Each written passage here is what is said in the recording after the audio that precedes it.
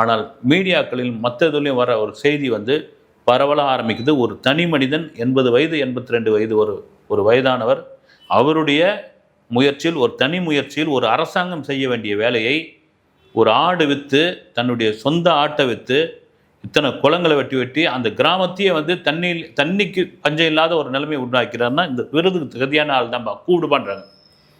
கூப்பிட்டு அந்த விருதை கொடுக்குறாங்க. அந்த அரசாங்கம் பாராட்டுது. அந்த விருது 1 லட்ச ரூபாய் ரொக்க காசும் 25 கிராம் தங்கமும் கொடுக்குறாங்க. அவர் என்ன பண்ணுறாரு, திரும்பவும் அதை கொண்டு வர்றாரு. அந்த காசையும் அந்த தங்கத்தையும் விற்று இன்னும் 2 குளத்தை வெட்டுவன்றார். வெட்டின பிறகு இன்னும் சூடாகிறாங்க. வந்து அந்த அந்த கிராமத்தை ஆட்கள் தாண்டி உறவினர்லாம் பயங்கர சூடாகிறாங்க.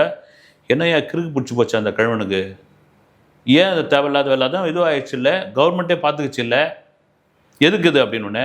அப்போது மீடியாக்கள் ஒட்டுமொத்தமாக இறங்கி அவரை பற்றி ஃபோக்கஸ் பண்ண ஆரம்பித்தோடனே அந்த தொகுதி MP MLA அமைச்சர் எல்லாம் ஓடி வராங்கல்ல. இவங்க செய்ய வேண்டிய வேலையை கிழிக்கிறாங்கல்ல.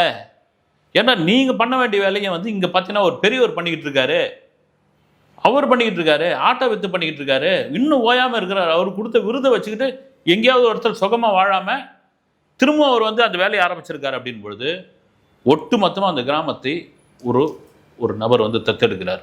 ஒரு பெரும் கோட்டீஸ்வரர் தத்தெடுத்து அதற்கான அடிப்படை வசதிகள்லேருந்து எல்லா வசதியும் நான் செஞ்சு தரேன்னு சொல்லி அந்த பெரியவரை பாராட்டுறாரு. அவர் என்னன்றாரு, கடைசி வரைக்கும் நான் என்னதான் செல்வம் வந்தாலும் என்னதான் இது வந்தாலும் இந்த ஆடு தான் எனக்கு, இந்த ஆட்டோட தான் இருப்பேன், இந்த ஆட்டை தான் மேய்ச்சிக்கிட்டு இருப்பேன் அப்படின்றார்.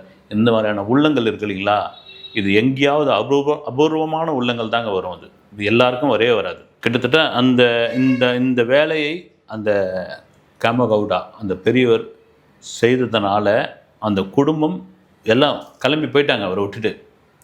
அதை பற்றி துளி கூட கவலைப்படாத ஒரு மனிதன் தாங்க வந்து, துளி கூட கவலைப்படாமல் நான் என்னுடைய கொள்கையிலிருந்து பின்வாங்க மாட்டேன், நான் எடுத்த முயற்சியிலேருந்து மாற மாட்டேன்னு சொல்கிறதுக்கான ஒரு தில் இருக்குல்ல. ஏன்னா எவ்வளோ பேர் சொல்கிறாங்க வந்து உனக்கு வண்டி கடை வச்சு தரேன், மைசூரில் போய் இருன்றாங்க, பெங்களூரில் போய் ஒரு தள்ளு வண்டியில் பழம் வேணுன்றாங்க, நீ சாதாரண ஒரு வாழ்க்கை நகர்ப்புறத்தில் வாழன்றாங்க. இந்த பட்டிக்காட்டில் வந்து இந்த என்ன சொல்றது வானம் பார்த்த பூமியில் நீ ஆடை வச்சுன்னு இப்படி கஷ்டப்படணுமா, உன் ஆட்டை விற்று இங்கே வந்து நீ குளத்தையும் இதுவும் வெட்டணுமா, இதனால் உனக்கு என்ன பயன் அப்படின்றாங்க. இதன் பிறகு வரக்கூடிய அத்தனை தலைமுறைக்கும் பயன். இது எல்லாம் தாண்டி ஒரு மனுஷன் சாதாரண சாமானியன் நினச்சா இந்த அரசாங்கத்தை திரும்பி பார்க்க வைக்கலாம் அப்படின்னு செஞ்சது தான்